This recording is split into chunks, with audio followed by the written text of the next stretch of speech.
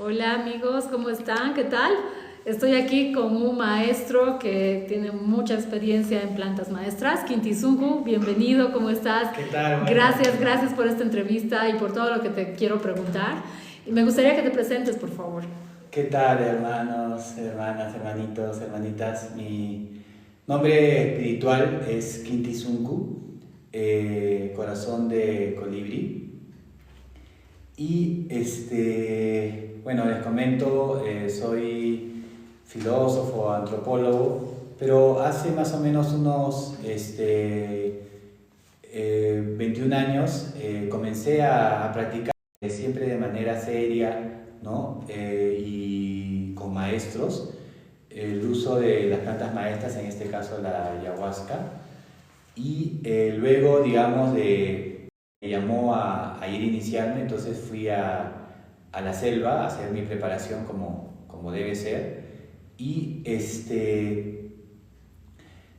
luego de, digamos, de cumplir estas dietas que son mínimas de un año y luego también de ser primero asistente de otros maestros, ya la planta misma me invitó y hace más o menos 16 años que estoy iniciado para guiar ceremonias.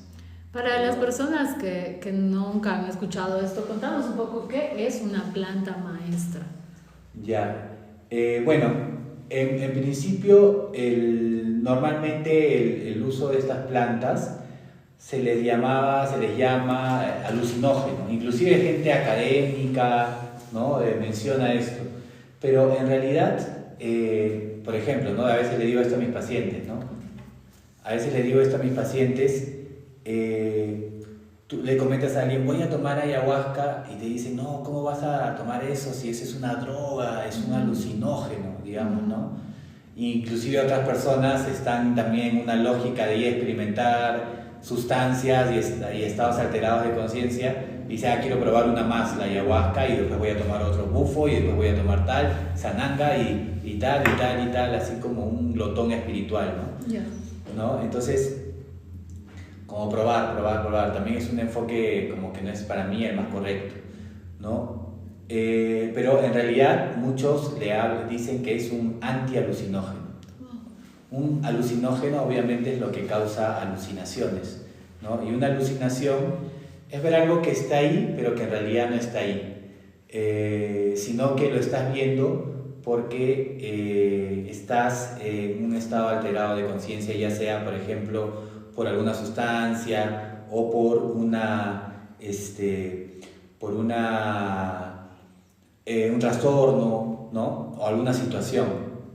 En realidad es como una ilusión, pero la ayahuasca es todo lo contrario a eso, ¿no? Es hasta un antialucinógeno, le llaman algunos. Una alucinación es como una ilusión, digamos, ¿no? Entonces lo que ves ahí no es una ilusión. No, no es una ilusión, más bien lo que está ahí, lo que estás viendo es algo que está ahí y que tú no puedes ver. O sea, es lo contrario. En ese sentido, más propiamente, estados inclusive, ustedes pueden buscar en Google estados alterados de conciencia y ponen ayahuasca y va a haber mucha información y cualquier sustancia, ¿no? Psicotrópica, que también se le puede llamar así. Inclusive psicotrópica es un poco mejor que alucinógeno. Pero más propiamente hay que llamarlo estados modificados de conciencia o estados amplificados de conciencia o inclusive estados extraordinarios de conciencia, ¿no? Es como que entras a otro nivel.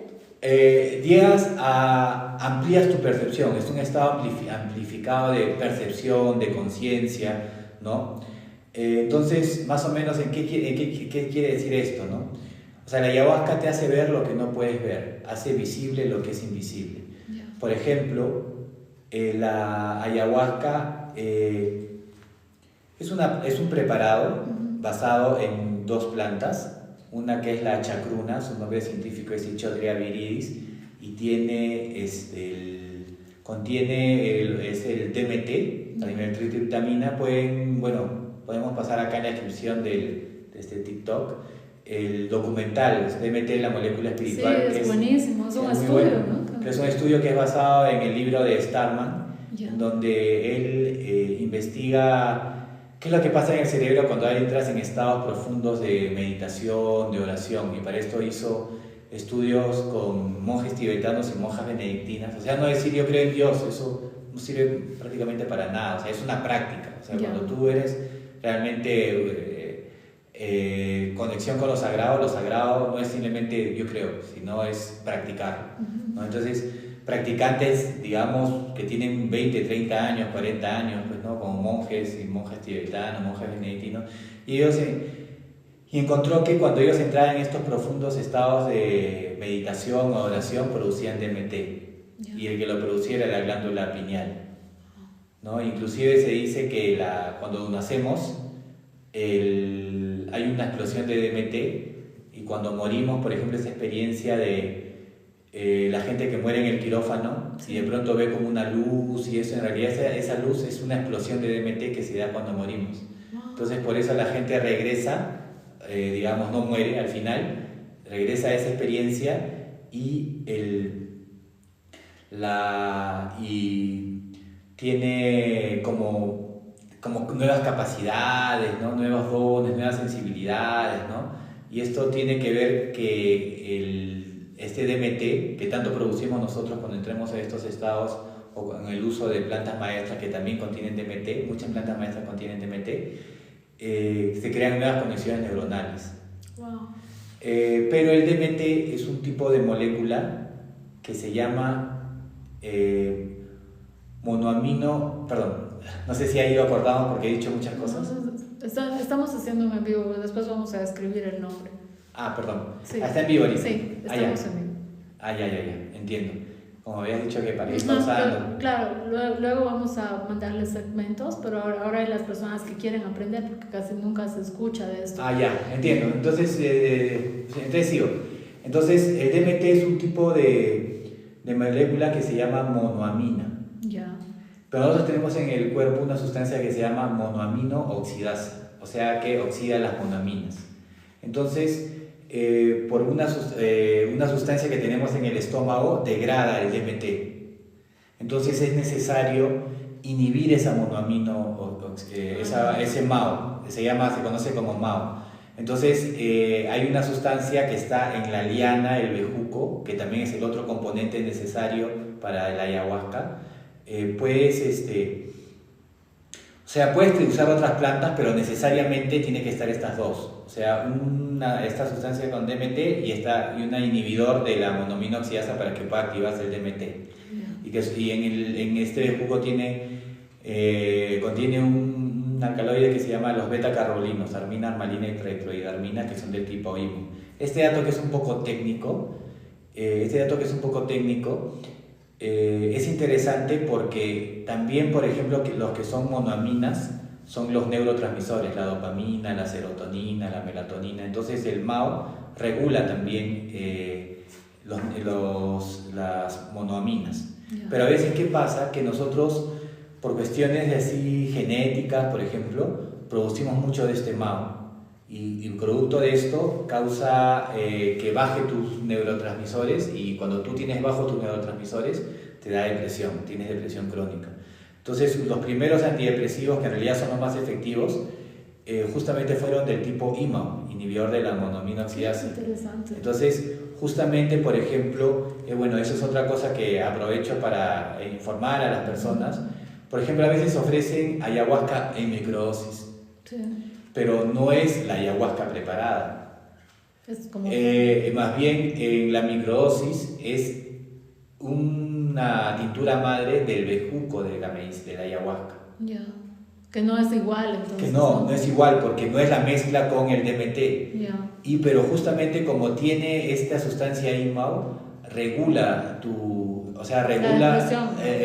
Si tú haces, es para tratar la depresión, sí. Se está usando también porque se ha visto efectos positivos a nivel neuronal, ¿no? Entonces también está probándose para ayudar en el tratamiento al Parkinson, ¿no? En una serie de... O sea, solamente es una parte, no la mezcla. No es la mezcla, es solo el bejuco, yeah. ¿no?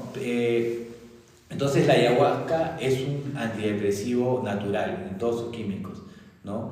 Y inclusive justamente la ciencia, o sea, esto ya no es, como estábamos conversando, esto ya no es un tema, digamos, como por ejemplo dicen, no, que los temas de brujería, es una cosa que si no crees, entonces no te hace efecto, y si crees, o sea... No se trata de creer o no no creer, o sea, es como decir, si tú no crees en el omeprazol, entonces no te va a hacer efecto al estómago, no, o sea, o sea, hay estudios científicos que avalan supuestamente cualquiera de estos medicamentos, pero el hecho es que ya se está haciendo estudios científicos que estarían mostrando que la ayahuasca puede ser la cura definitiva, por ejemplo, de la depresión.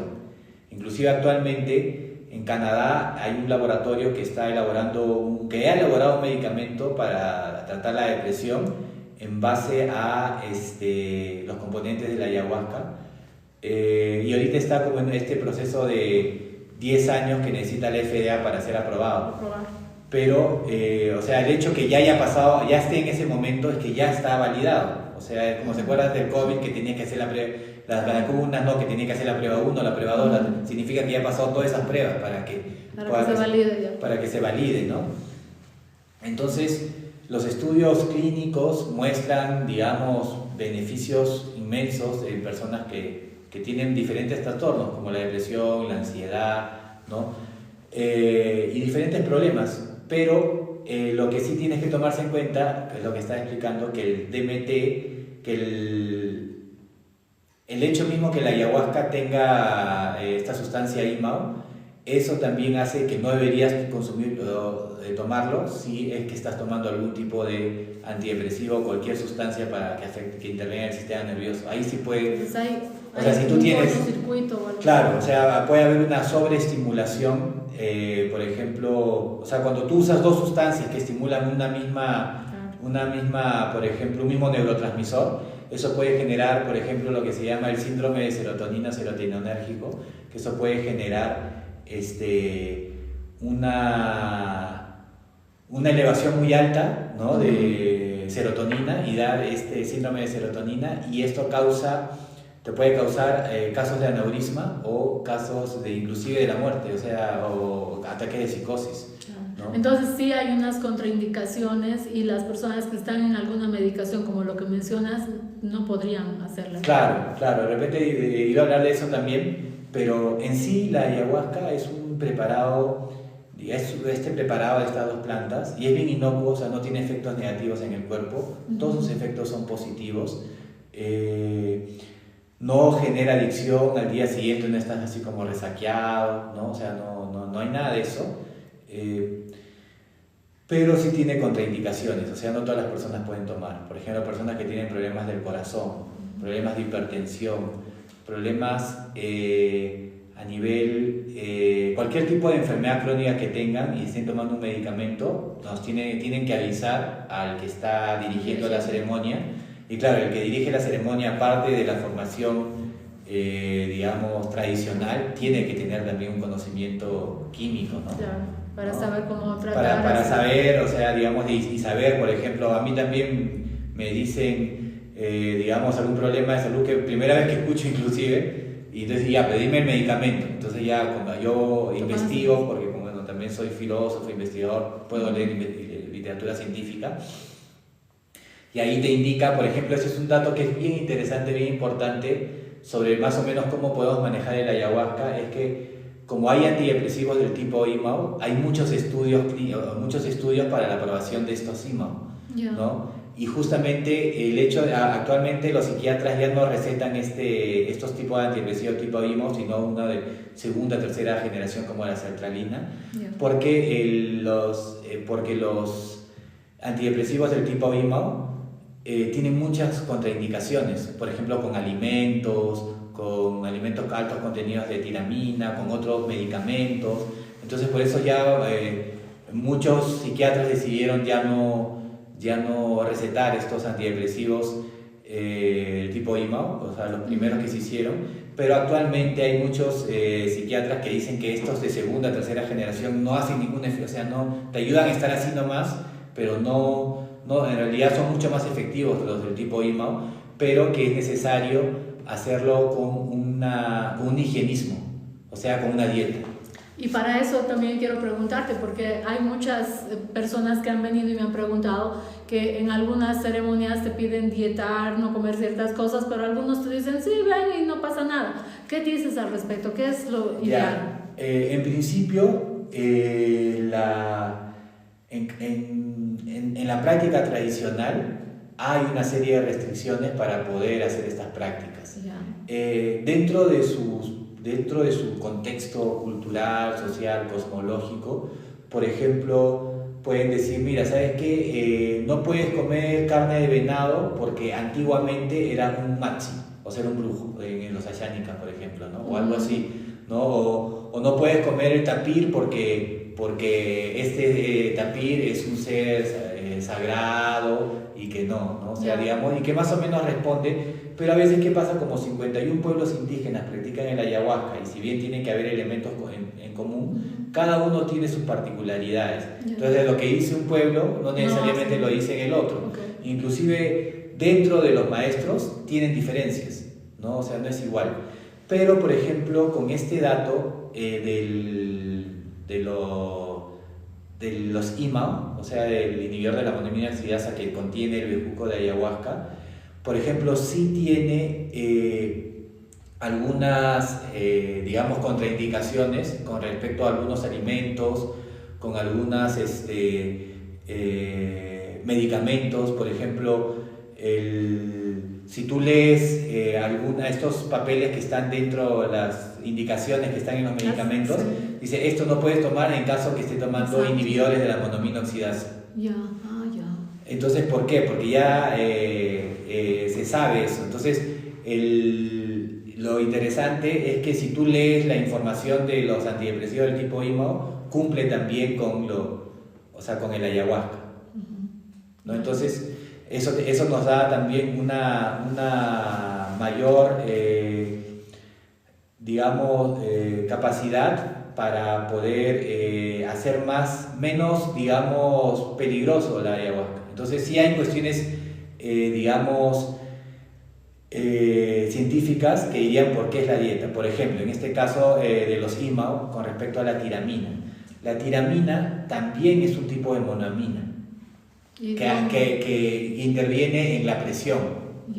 Entonces, cuando tú consumes un alimento con tiramina sin tener el regulador, que es el MAO, eso puede ser que te suba súper fuerte la presión, ¿no? Y tú sabes que además, si una persona sufre de presión, ¿no? Es peor, ¿no? Entonces, en este caso,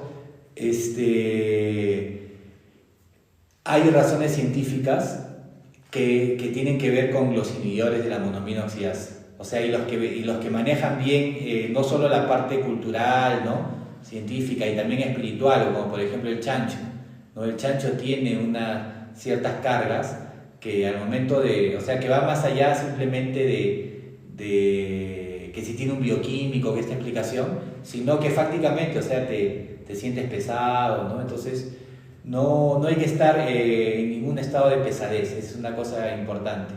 Por ejemplo, no sé, creo que me habías preguntado antes por qué a alguna gente no le sube. Exacto, hay muchas personas que dicen, ¿por qué a mí no me ha hecho efecto y los otros sí? ¿Y qué pasa? Claro, es que justamente tenemos que sacarnos el chip de que esto es algo externo, es una sustancia que crea un determinado efecto, que de hecho que sí lo es, pero va mucho más allá de eso. ¿No? Justamente lo que quería, todo lo que estaba hablando hasta ahora es del ámbito de lo visible, lo que puedes investigar científicamente, pero en la visión indígena es un espíritu, ¿no? Pero ese es un espíritu que hace abrir nuestro mundo interior. Por ejemplo, en los flyers que yo, digamos, hago para difundir la ceremonia, siempre pongo para despertar la conciencia, ayudarnos a despertar la conciencia, pero alguna gente, digamos, en una línea hinduista, orientalista, que tienen crítica al uso de estas sustancias, que uno debería hacerlo por sí mismo y que no necesita, está digamos, pensando que la ayahuasca es una sustancia que simplemente queda un efecto, ¿no? Pero la ayahuasca, yo le comenté ahí a la persona que me hizo ese comentario en el Facebook, o sea, ¿cuál es la función que tiene Buda? Si Buda es otra persona, o cuál es la función que tiene Jesús, un maestro, digamos, ¿no? O sea, el maestro no nos despierta la conciencia, el que despierta la conciencia eres tú, pero el maestro es una ayuda para abrir y tú mismo ir hacia el interior, ¿no? Entonces la ayahuasca es una maestra como Siddhartha Gautama, como otros maestros, solo que es un maestro de otro plano, digamos, ¿no? Pero acá el que tiene que despertar y nos ayuda a mostrar, digamos, cosas que no estamos viendo. O sea, cuando les comentaba, la ayahuasca es visible lo que es invisible y nos muestra esas realidades invisibles, o sea, del cosmos. Por ejemplo, que la ayahuasca no solo es una sustancia, sino que es un espíritu.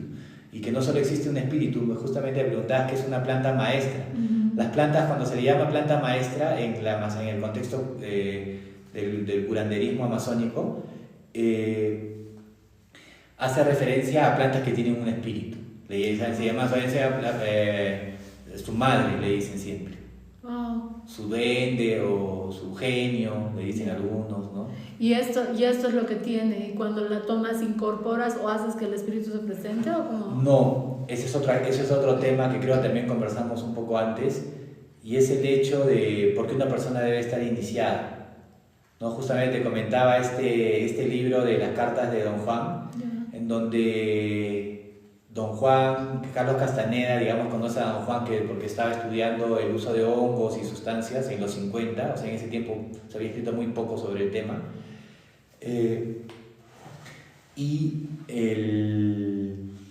Una de las cosas que él experimenta es que ve como una especie de ser, ¿no? Entonces Don Juan le dice una cosa que me pareció bien interesante cuando leí eso, porque en ese tiempo también estaba tomando la medicina, y dice, mira, en este tiempo mucha gente está consumiendo el peyote, ¿no? Inclusive ahora está casi en peligro de extinción, ¿no? Pero tú puedes consumir el peyote, pero no viene el mezcalito. Entonces tú puedes tomar, es el espíritu, que le conocen ahí como el mezcalito, al menos así lo nombra Carlos Castaneda y Don Juan, no sé si me voy ahorita a México usan ese nombre, pero así se le conocía, así está escrito ahí. Pero eso mismo pasa con la ayahuasca o con las diferentes plantas maestras, el otro que está emparentado, el San Pedro, ¿no? O el achuma más propiamente dicho, ¿no? O sea, cualquiera de estas plantas maestras son espíritus en el cual tú entras en contacto, pero si tú no tienes así como una preparación o sea, la propia planta no te reconoce, no, simplemente no viene, ¿no? Viene otras cosas, vienen otros seres, ¿no? Y en realidad o sea, estos son como espíritus de la naturaleza también, digamos, ¿no? Pero esto es como que tú entras al bosque, ¿no? Y así como hay pues aves muy hermosas, una mariposa así pues, con un montón de colores, pero también hay una víbora, hay un tigre, ¿no? Hay un león, ¿no? O sea, hay animales, hay fieras, digamos, ¿no? Que para ti tú eres su comida, digamos, has entrado a su coto de casa y tiene derecho a casarte, digamos. Entonces, lo que tú me estás diciendo es que cuando, digamos, varios hacen, no todos van a tener la misma experiencia y no en todos se va a manifestar igual. Claro, en este caso, la ayahuasca es, primero, de que tiene que ver mucho con tu estado interno. Entonces, a veces pasa que nosotros tenemos muchas emociones contenidas o mucha carga, o tenemos a veces, no sé, nuestros propios problemas bloquean la experiencia, pero no significa que no ha habido una sanación. Esa es otra cosa. Eso es una cosa que yo siempre le digo, o sea, yo no le estoy ofreciendo una experiencia psicodélica. O sea, puede que aparentemente no pase nada, pero después de la ceremonia tú te das cuenta como que tienes cambios, o sea, ves las cosas de manera distinta, tienes una sensibilidad de manera distinta, inclusive la gente te dice, no sé qué te has hecho, o sea, te veo diferente, ¿no? Inclusive a veces he tenido, o sea, la ayahuasca te hace ver lo que no puedes ver, te hace ver lo que no quieres ver, porque esa es otra cosa, o sea, no solo es en el plano espiritual, sino también en el plano del inconsciente, o sea, lo que está en la profunda de la conciencia, por ejemplo, una experiencia traumática, ¿no? Por ejemplo, no sé, en el mundo, en el plano de los sueños, ¿no? Pero lo que llamamos pesadillas puede ser así una experiencia donde veas cosas muy... Mira, en realidad una de las formas que se ha definido la esquizofrenia es como tener sueños despiertos. O sea, de pronto estás soñando, o sea, se activa la parte, o sea, el hecho de que el lado conciencia es otro tema también, o sea, así como hay cierto, o sea, el mundo espiritual no es un mundo hermoso, armonioso, ¿no? O sea, en el mundo espiritual está el caos y está el orden, o sea, está, digamos, el cosmos, ¿no? Que es orden en griego, ¿no? Caos y cosmos, ¿no? Y lo mismo justamente, ¿no? Lo sagrado es una moneda de dos caras, ¿no? Entonces es el cosmos, el orden, y también es la destrucción, el caos, ¿no? Entonces a veces Dios debe ser creativo, ¿no? Pero a veces también tiene que destruir, o sea, está en la Biblia, ¿no? O sea, crea el universo, pero también manda el diluvio, ¿no? Y también está Vishnu, que es el Brahma, que es el creador, Vishnu en hinduismo, Vishnu, que es el preservador, el que mantiene la armonía cósmica, y Shiva, que es el destructor. Y los tres aspectos se necesitan mutuamente, porque a veces lo que ha sido creado nace, pero luego se envejece, pierde su sentido. Y tiene, ¿no?, que ser destruido. Y tiene que ser destruido, digamos, no sé, o sea, seguramente, con toda seguridad, o sea, las enseñanzas de Jesucristo son de una gran sabiduría, ¿no? Pero ahora mira todo lo que se ha hecho en nombre de Jesucristo, ¿no? Y si uno ve hasta en el budismo se ven cosas así, ¿no?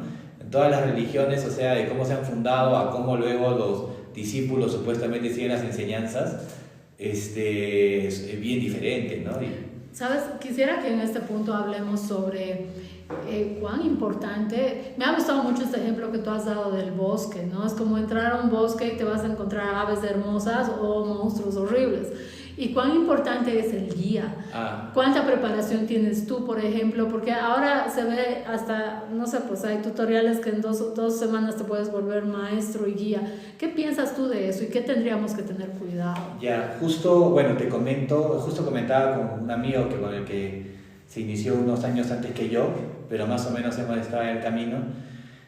Yo empecé más o menos hace 22 años, y en ese tiempo que ya estaba más o menos sonando más lo que es el ayahuasca y todo esto, pero no era como ahora, digamos, ¿no? Que con el internet y todo, y en ese tiempo sí tenías que hacer la preparación como tenía que ser, ¿no? O sea, por ejemplo, veo algunos talleres y cursos de iniciación chamánica, ¿no? ¿Y cómo es? Digamos, vamos a hacer un playlist, o no, vamos a hacer, ¿cómo se llama? Unos Zoom, ¿no?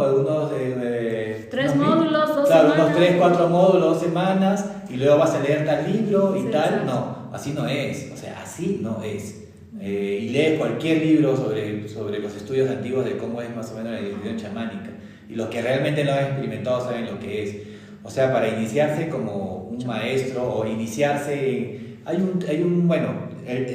palabra chamán también es un término un poco que habría que revisar, porque esto es de la zona, digamos, de Siberia, de esas zonas.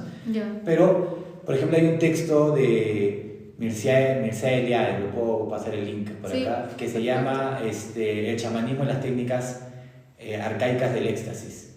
Y el éxtasis es la experiencia con la muerte, ¿no? Entonces, la persona iniciada debe pasar por una serie de pruebas en donde, o sea, el despertar espiritual no es un despertar, qué hermoso, mira, así como este angelito que está ahí botando, y maripositas, y una cosa así celestial, no, es una cosa terrible, es una cosa, o sea, Jesucristo, ¿no? O sea, descendió a los infiernos, no es descendió a los infiernos, métete a tus infiernos, no tengas miedo a tu infierno, te va a llevar a lo más profundo de tu infierno, y cuando llegas a lo más profundo de tu infierno te vas a liberar.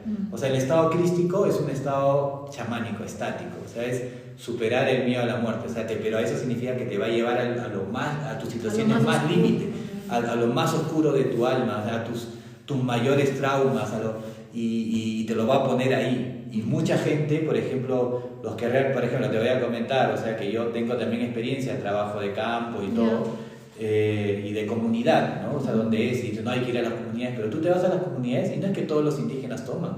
O sea, hay mucho, y por ejemplo en Perú hay un pueblo que toman mucho la ayahuasca, que es el pueblo Shipibo, que tiene unos cantos muy hermosos. ¿Los Shipibos? Sí, tienen unos diseños muy hermosos, pero todas las comuchas Shipibo no, nunca he tomado ayahuasca, porque saben lo que realmente es, o sea, saben lo que realmente significa, o sea, no es así nomás. No es el nuevo grito de la moda. Claro, sí, no, o sea, saben lo que realmente implica, y saben cuando no se usa bien la ayahuasca lo que implica, ¿no? Entonces, para poder iniciarte tienes que pasar por un proceso largo de sanación, y eso justamente es fundamental. tienes que hacerte un sanador, pero un sanador no es aquella persona que ha estudiado un montón de años, como de repente puede ser un médico que tiene todas las especialidades del mundo, pero en su vida diaria consume cocaína, come pésimo, fuma, o sea, tiene una vida pésima, ¿no? O sea, un sanador es aquella persona que ha pasado un proceso profundo de sanación y de esa experiencia de sanación ayuda a sanar, a transitar en la sanación de las otras personas, porque el que sana es uno. Entonces, ¿no? Tú has hecho primero un proceso contigo. Contigo, profundo de sanación, en donde, o sea, sí, ha sido terrible, o sea, ha sido fuerte. Entonces, ya luego de pasar eso, llega un momento que te dicen, no, ya no quiero, esto no... Tenía muchas personas que me han estado ayudando en las ceremonias y me han dicho, no, esto no es para mí, no quiero, es muy fuerte, hasta aquí nomás. No, pero hay un punto, inclusive eso que has sentido eso es mucho más todavía. Y tienes que llegar a aceptar eso, y luego de pasar ese proceso, ya puedes interactuar con los pacientes, porque puedes encontrarte, mira, yo tenía experiencias donde me he encontrado tipo la película El Exorcista, ¿sí? O sea, está... Como que gente poseída o con gente poseída cosas. Y que está bien metido, o sea, que y que no es así como si solo psiquiátrico, sino que efectivamente, o sea, como película del exorcista, o sea, así, o sea, un poseso, ¿no? O sea, esas cosas te puedes confrontar, entonces si tú, entonces, por ejemplo, ese es uno, ¿no? O sea, es pasar. Luego, ya cuando has pasado eso, las plantas maestras, ya pueden confiar en ti. Entonces, por ejemplo, en quechua hay una palabra que se llama chacaruna. ¿Chacaruna? Sí. Yeah. En quechua, chaca es puente y runa es gente. Entonces es gente puente, o sea, no soy yo, no son, digamos, no es que yo tengo poderes, no, es la ayahuasca. Tú eres el puente para... Claro, yo soy el puente para que, pero, o sea, si tú ves un puente todo mal hecho, no vas a pasar por ahí, o sea, tiene que ser un buen puente, tiene que ser sólido, tiene que ser serio, ¿no? Entonces, estos maestros te confían sus pacientes, ¿no? O sea, ellos están como en otro plano, o sea, esa es otra cosa, o sea, son seres que viven en otro plano. Por ejemplo, en quechua podrías hablar del Ucupacha, por ejemplo, otros mundos, ¿no? En la visión andina, amazónica, no existe el universo, sino existe una multiplicidad de universos. Yeah. Entonces, hay un universo, un mundo donde vive la ayahuasca, donde vive lo diferente, donde vive el Illimani, pero como gente y así, ¿no? Y que puedes llegar a conectar con esos mundos. Pero como son maestros, ellos no pueden entrar así nomás a este mundo. Necesitan, por ejemplo, para empezar, estas 2 plantas que tienen que ser preparadas. O sea, si usas una y usas otra, no es lo mismo. Tiene que ser la combinación, o sea, la combinación de las dos. Perfecto. Sí, y tiene que estar bien preparado. O sea, también esa es otra cosa, ¿no? Y este tema de, por ejemplo, habíamos hablado de, hay gente que incluso vende así con botellas la ayahuasca. Eso también me parece una cosa. A mí varias personas me escriben diciendo, ¿vendes la ayahuasca? ¿Me puedes vender una dosis? Y por ejemplo una persona me dice, no, por si acaso yo soy karateca, o sea, yo puedo manejar las energías. O sea, esa es una soberbia, digamos, ¿no? O sea, es una actitud soberbia. Que no la recomiendas que te compres una botella y te vayas a tu casa. No, que jamás debes hacer eso, ¿no? O sea, es lo mismo, es lo mismo que tú busques una cosa de internet y te vayas y te compres un medicamento en la farmacia. No, tiene que ser con receta, o sea, tiene que ser con receta médica, pero por algo es.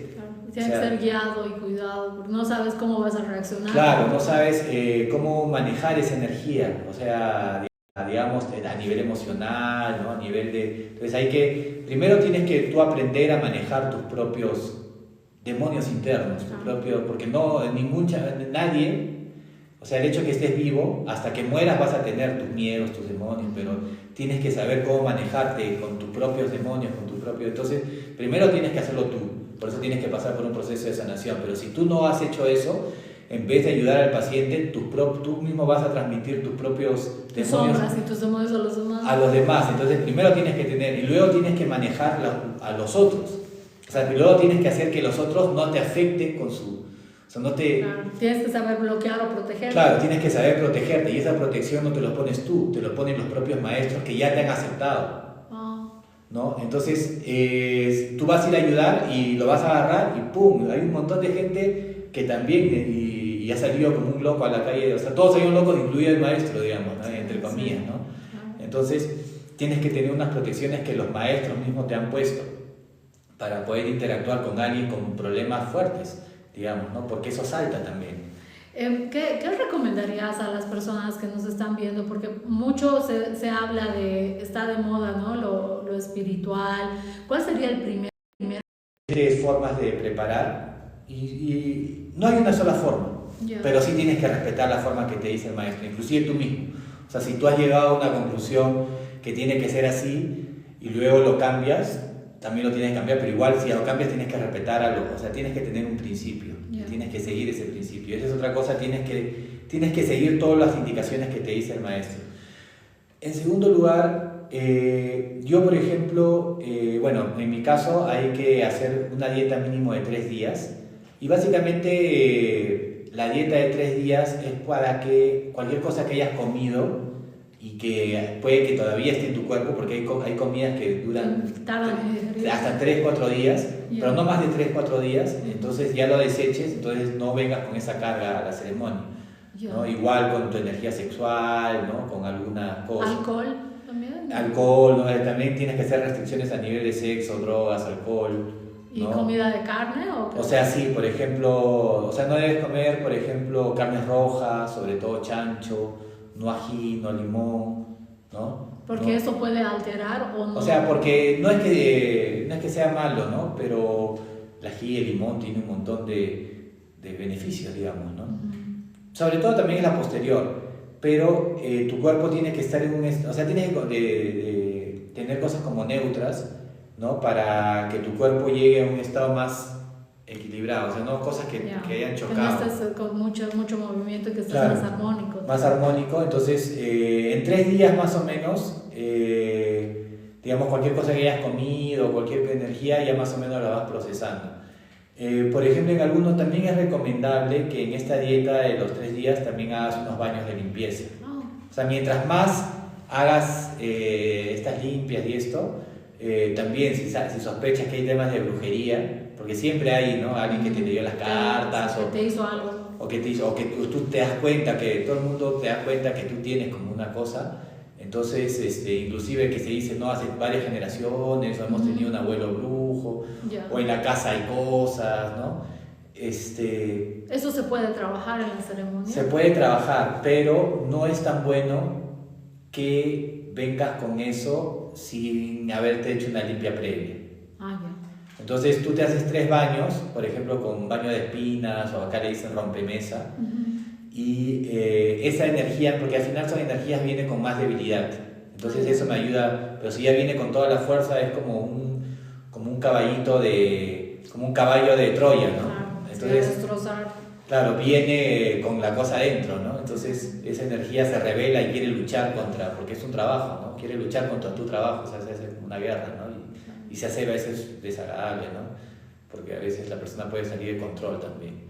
Claro. Entonces, el tema de esto del tabaco, yo sé que tú también, el tabaco es una planta maestra, es la pregunta, ¿y cuál es la diferencia entre tabaco y cigarro? Mira, la ayahuasca, el tabaco no es una planta maestra, así como pregunta, es la planta maestra. O sea, es la que está en el punto culmen, o sea, el tabaco está en el comienzo y en el final del maestro. Los más grandes maestros de la selva, por ejemplo, voy a poner un ejemplo, te había comentado de los shipibos, que son muy conocidos, ¿no? Como ayahuasqueros, y el nombre tradicional son los onaya, que usan lo que es el ayahuasca, pero había antes, ya no existen, que son los miraya, que estaban en otro nivel, ellos no tomaban ayahuasca.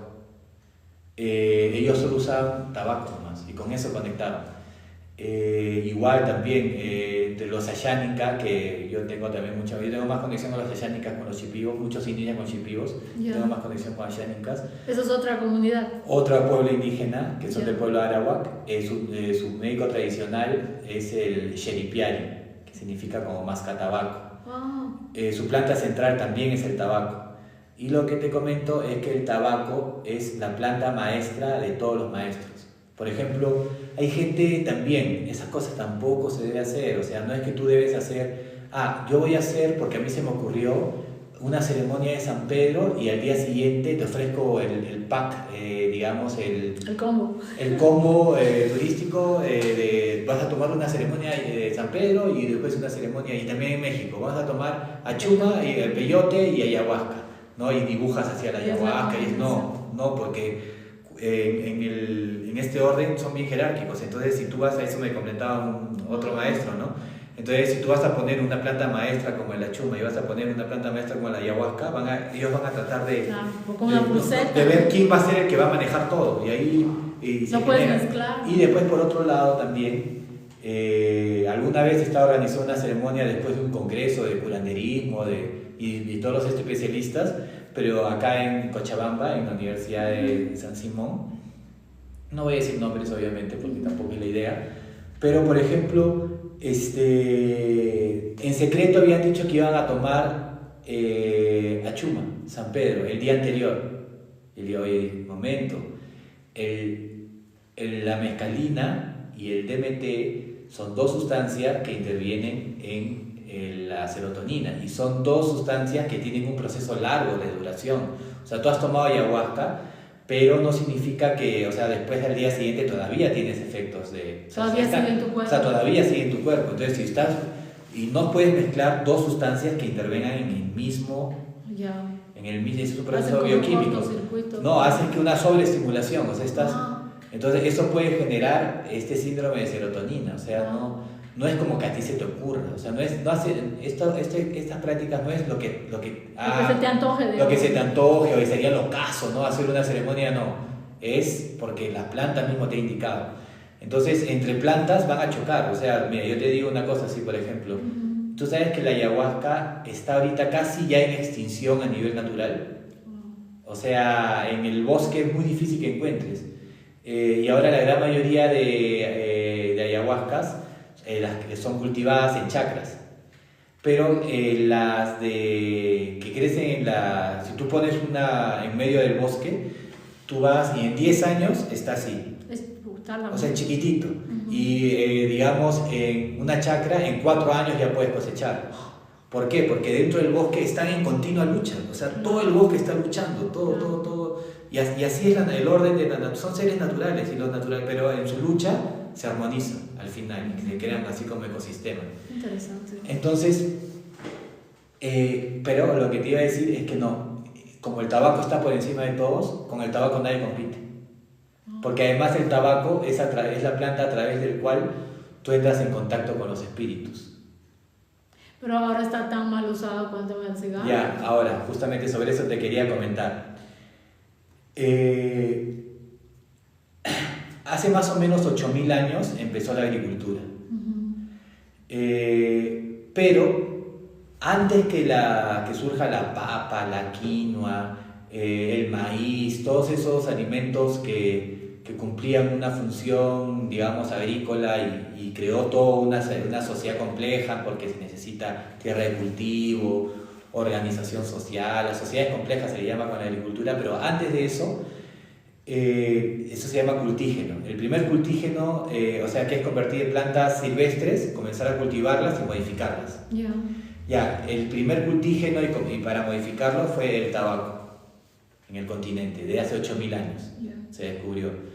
Y desde ese tiempo hasta la actualidad tenía para un uso sagrado, porque eso no es un producto alimenticio, digamos, para como tipo un carbohidrato como la papa, como... Era para un uso ceremonial. Un uso ceremonial, o sea, desde el comienzo hasta el final. Era la planta más sagrada en el continente, desde Norteamérica hasta Tierra del Fuego, de la zona entre Perú y Ecuador parece que es su origen.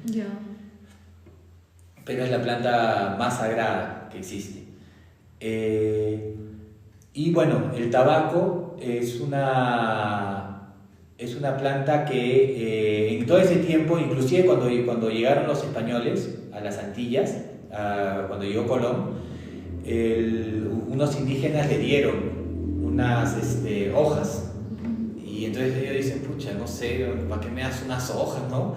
O sea, dame oro, ¿no? Pero digamos luego hubieron 2 marineros que vieron, o sea, como qué hacían los indígenas con esas con esas hojas, y era armar como una especie de cigarro, ¿no? Fumarlo en pipa. Entonces esos dos marineros de Colón introdujeron en Europa el uso del tabaco, y está históricamente, digamos, demostrado cómo se introdujo, pero se introdujo, digamos, eran marineros, pues mercantes, ¿no? Que eran, digamos, de las escalas más bajas de la sociedad. Entonces empezó así como que en las escalas más bajas, pero más o menos ya eso fue finales del siglo XV, ¿no? 1492, ¿no? Luego, pero ya luego en el siglo XVII, XVIII ya lo comenzaron a usarlo los nobles. Y ahí es donde surgió, por ejemplo, las plantaciones, pero las plantaciones de los tabacos de calidad, en, digamos, tipo en República Dominicana, en Cuba, todo esto, empieza desde ahí y ya se hace como algo más, digamos, elitista, ¿no? Entonces, luego pasó hasta finales del siglo XIX que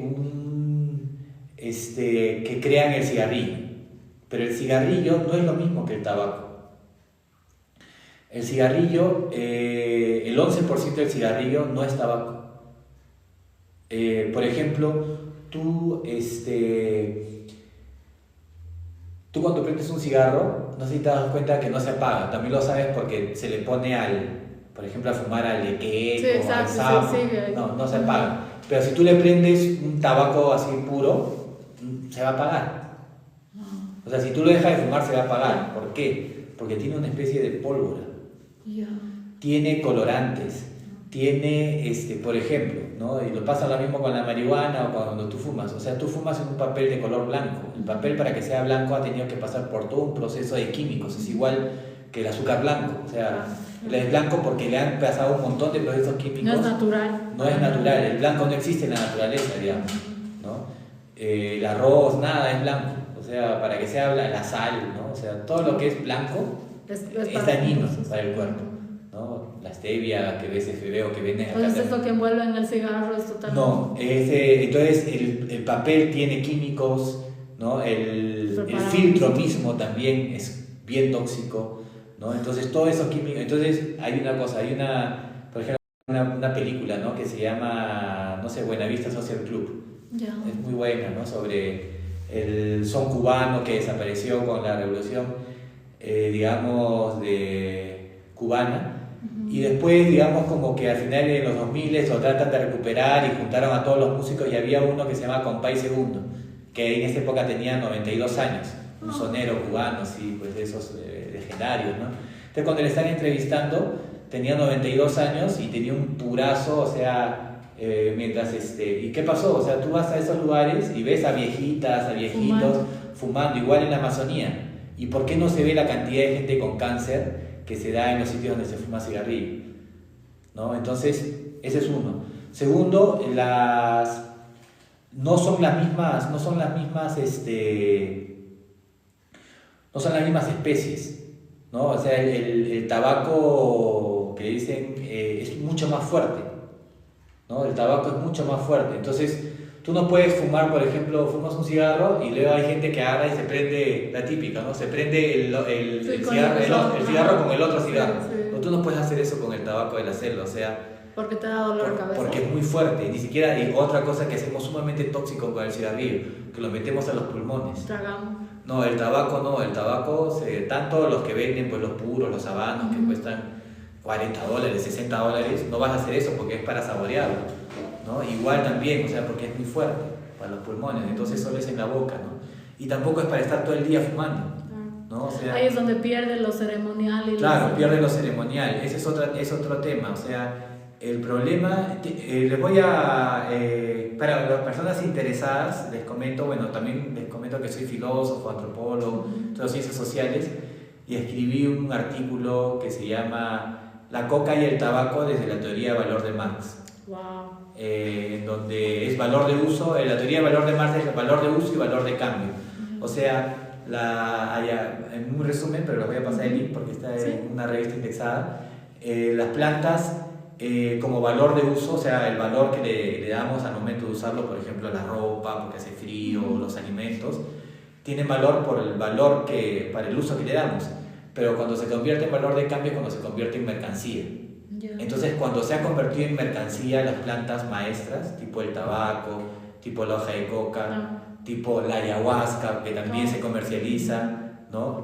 La propia marihuana, que tradicionalmente también es una planta. Todas las plantas que usamos como divertimento, como son maestras, lúdicas, son maestras en su origen, el opio mismo, ¿no? Entonces y todo esto empezó en realidad con la guerra del opio. O sea, los primeros narcotraficantes fueron la corona inglesa, ¿no? La corona británica. Ellos fueron los primeros que su negocio era vender en China y en India el opio, digamos, ¿no?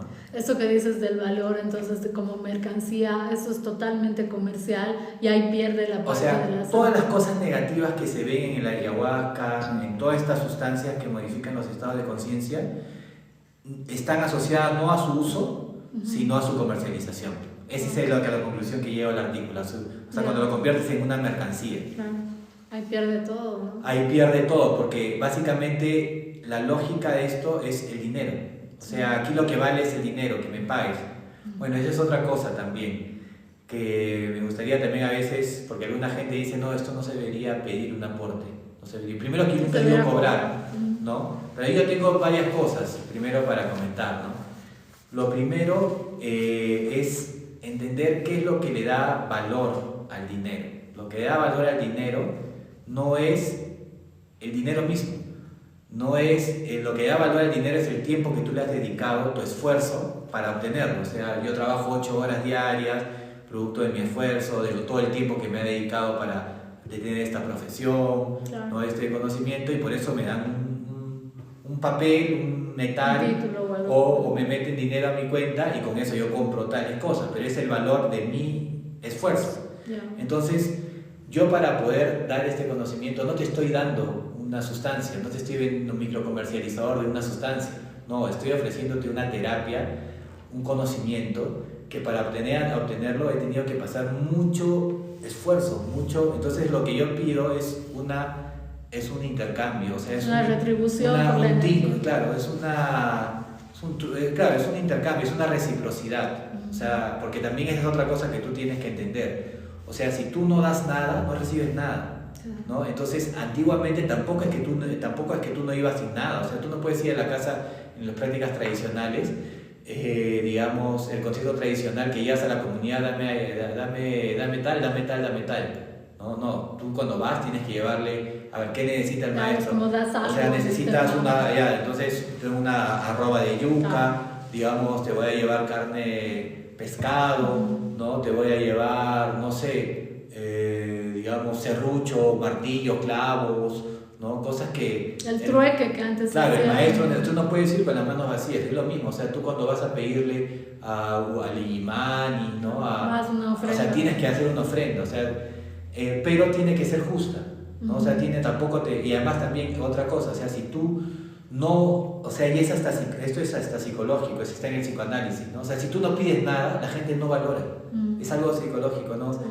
No toma en serio. No toma en serio, ¿no? Entonces yo pido un aporte que me parece justo por el intercambio. Otra cosa también que alguna vez le comenté, o sea, a ver, si yo soy de Perú, si voy a venir a Bolivia, alguna vez le dije a un paciente un son de broma, bueno, le digo, sí, lo que pasa es que aún no he llegado pues, al nivel de decirle, Taita Inti, Padre Sol, llévame a Bolivia, pero primero llévame a la selva para que me prepares en ayahuasca, y ahora vuelvo a transportar a La Paz, y luego a Cochabamba, y luego a Santa Cruz, y Pachamama, ve los alimentos. No, o sea, tengo que ir a la selva, tengo que pagar mi pasaje, tengo que comer, tengo que dormir, es como cualquier trabajo y tú has dedicado o sea, eso, claro, o sea, ¿por qué si, digamos, un médico pide un aporte por una terapia y yo no puedo pedir el aporte por una terapia? Es la misma cosa, ¿no? tú tienes años de experiencia. O sea, no es que yo sea un sacerdote, yo me veo más como un médico que como un cura, digamos, ¿no?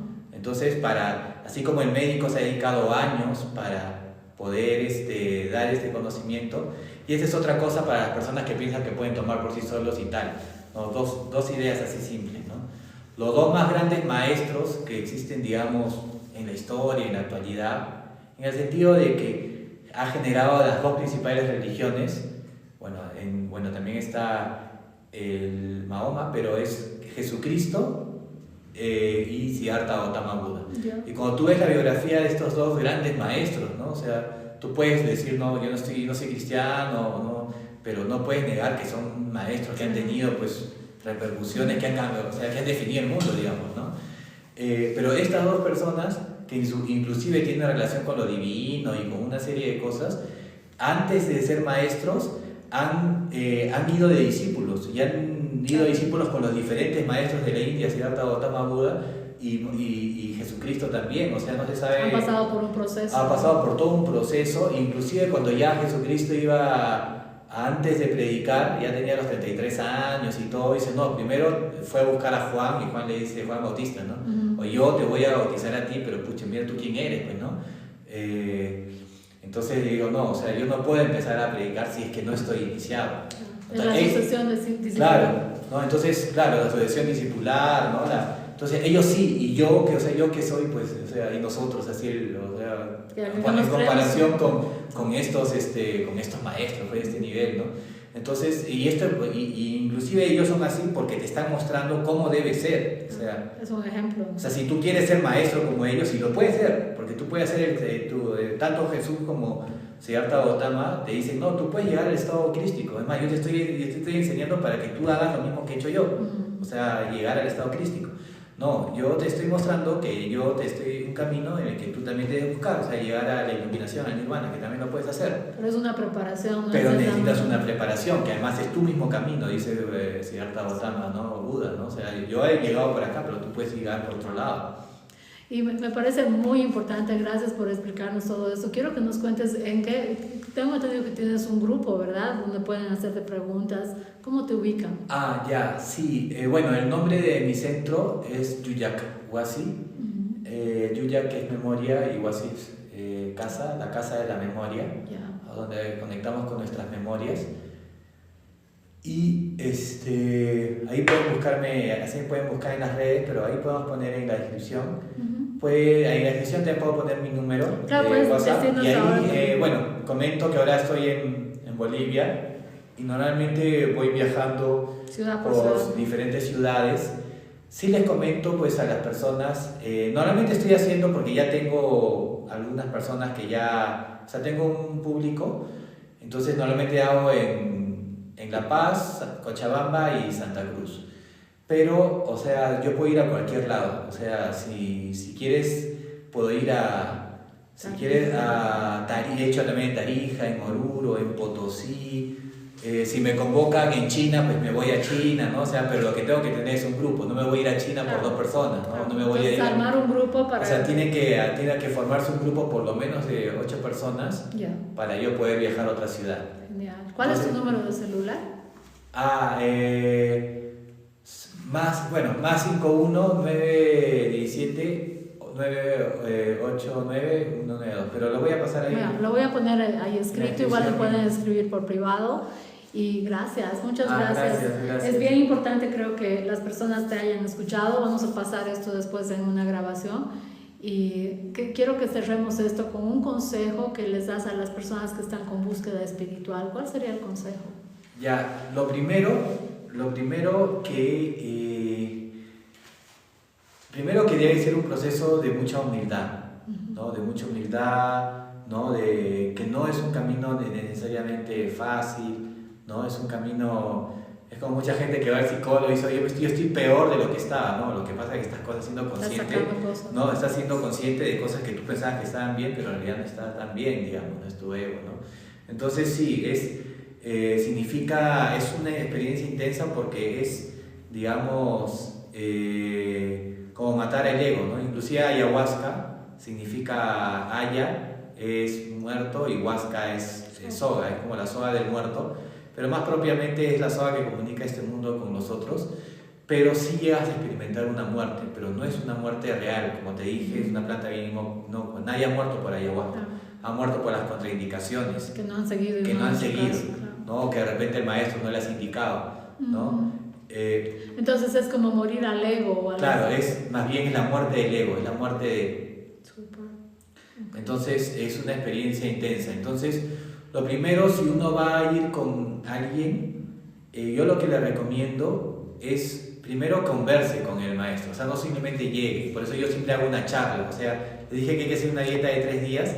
Yo hago, por ejemplo, hay que aplicar un formulario y hay que hacer una charla vía Google Meet, y ahí que me hagan todas las preguntas que me quieran hacer. Pero yo te digo, a ver, primero, por ejemplo, yo nunca me llamo maestro, y a veces me sale, pero no me gusta, ¿no? Yo prefiero llamarme soy guía, estoy cumpliendo el rol de guía, ¿no? En el grupo, pero soy igual que ustedes, digamos, solo que tengo un poco más de experiencia.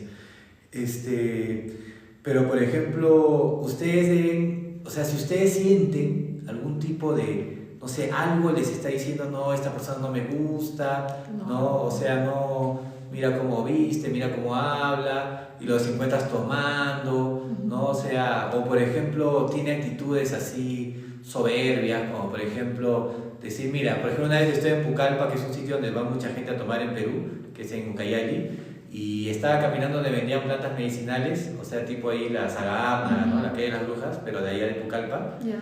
Y me dice, oye, estoy buscando ayahuasca, mira, te voy a comentar una cosa. Acá en Pucallpa están los 10 chamanes más poderosos de toda la selva. Y de estos 10, yo soy el número 4, sí. Y nunca, o sea, nadie se va a tirar flores, o sea, un yatiri, o digamos en Perú hay el Alto Misayoc y el Pampa Misayoc. Yeah. El Alto Misayoc es el que está en nivel más alto, pero ningún Alto Misayoc se va a autodenominar Alto Misayoc. La humildad, ¿no? O sea, es, no sé, inclusive tampoco estoy en contra de eso, pero ya si una persona está disfrazada de chamán, si tú te vas a los contextos tradicionales, y la persona es una persona muy corriente, digamos, ¿no? O sea, no tiene ahí sus plumas. Claro, sus plumas y que parece Jesucristo, el sabio del quinto camino, ¿no? O sea, toda esa parafernalia ya te debe hacer así como sospechar, ¿no? Y si además también es soberbio, y también, o sea, yo sí pido un aporte, pero un aporte que es justo y que más o menos siento que pueden aportar. Que no es demasiado alto. Que no es demasiado alto, o sea, con un esfuerzo, o sea, de todas maneras hay que hacer un esfuerzo, pero... Claro. Y reconozco ese esfuerzo, además dicho sea de paso, y por eso le tengo que dar lo mejor de mí para cumplir con ese esfuerzo que entiendo que mucha gente, digamos... pero es el esfuerzo que ponen y el valor energético. Y que yo valoro el esfuerzo que ellos están dando y también pido que ellos valoren el esfuerzo que yo también doy, ¿no?